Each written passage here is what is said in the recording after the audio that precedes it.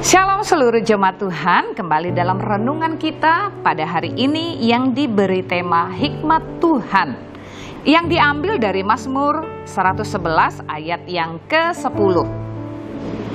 Demikian firman Tuhan, permulaan hikmat adalah takut akan Tuhan.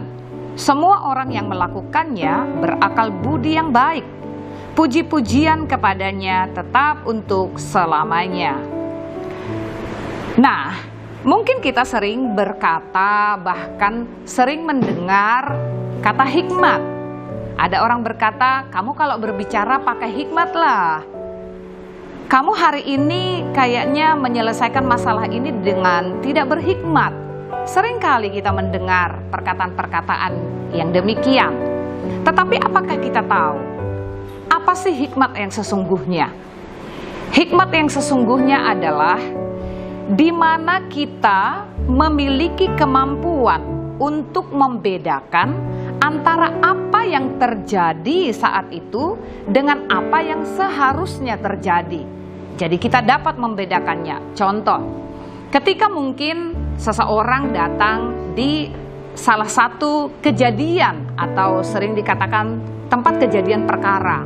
Mungkin seseorang itu ketika dia datang, dia melihat sesuatu harusnya tidak seperti apa yang terjadi. Dia segera dapat menyadari ada sesuatu yang salah di area itu. Mungkin bagi kebanyakan orang yang hadir pada saat itu, mungkin dia tidak melihat.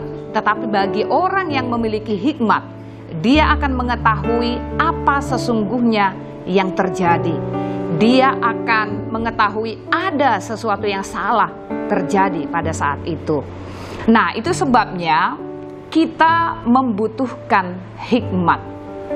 Lalu, apakah hikmat itu? Dan siapakah hikmat itu? Nah, seorang filsuf dari Yunani yang bernama Heraklitus, dalam penelitiannya, pada saat Yohanes menuliskan Injil dalam Yohanes 1 ayat 1 yang dikatakan pada mulanya adalah firman atau logos. Nah, seorang filsuf ini berkata bahwa sesungguhnya arti daripada firman dan logos yang dipakai pada saat itu mengacu kepada wisdom of God. Jadi hikmat Allah. Jadi dikatakan pada mulanya adalah hikmat Allah. Jadi siapakah hikmat itu? Allah itu sendiri adalah hikmat. Siapakah yang dimaksudkan oleh Yohanes? Pada mulanya adalah firman, yaitu Yesus Kristus, di mana firman telah menjadi manusia. Itulah Yesus Kristus. Jadi jika kita ingin mengenal hikmat, kita telah menemukannya di dalam Yesus Kristus Tuhan. Dialah hikmat itu sendiri, di mana firman yang telah menjadi manusia, di mana hikmat yang telah menjadi manusia, Yesus Kristus Tuhan. Jadi bagi kita orang-orang yang percaya, sadarilah jika hari-hari ini kita membutuhkan hikmat untuk menyelesaikan segala sesuatu dalam hidup kita, di mana kita membutuhkan hikmat untuk menjalani hari-hari hidup kita.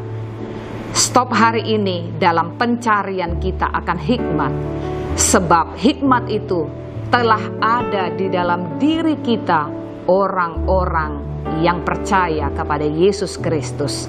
Yesus Kristus ada di dalam hidup kita. Dialah sumber hikmat.